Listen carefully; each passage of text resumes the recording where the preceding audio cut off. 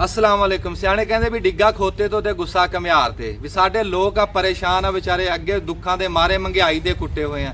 जिहड़ा साडा मीडिया इन्हां नूं ना चज ना सूर आ भी बंदे दी हालात नहीं देखते लिया के माइक ओहदे नाल संग चढ़ा दिंदे आ भी वजदा कां नूं जाके। वो कल को कांस्टेबल बेचारा ड्यूटी का सत्या कोई दुखा का मारिया बमार बंदा ओहदे लिया के माइक मूँह चढ़ाता तो उन्होंने कदी दसी जाए तू शराबी है, कदी कहे तेरी प्लेट है नहीं, फिर लै लिया सवाद वो को कढ़िया उन्हें चंगिया गंदियां गाला, फिर जिदा जिदा ना लई गया वो गाला ही दंदा आ गया। आई जी भी गाला पवातियां। वो तो शुक्र आ वो भला हो कांस्टेबल का भी वो जेहन च नाजरीन नहीं आए, नहीं तो साड़ी भी माँ भैन एक करा देनी सी भी तुसी अल्लाह दे बंदे हो। या तो यह सवाल ऐसे पुछते हैं भी शर्म नहीं आती भी नौजवान नस्ल देखती है, कोई पुट्ठे पुट्ठे सवाल पुछते हैं तो या फिर बंदियां दी इज्जत उछाल दिंदे भी तुसी उहनूं शराबी दस रहे हैं, उहदे रिश्तेदार देख रहे, उहदा बाल बच्चा देख रहा, तुहाडा तां खबर आ ते उहदी तां इज्जत बन्ने कंडे लग गई कि नहीं है। तुहानूं शर्म नहीं आती, आ जाके तुहानूं यही खबरां रह गईयां। हक दी गल ते तुसी बोलदे नहीं।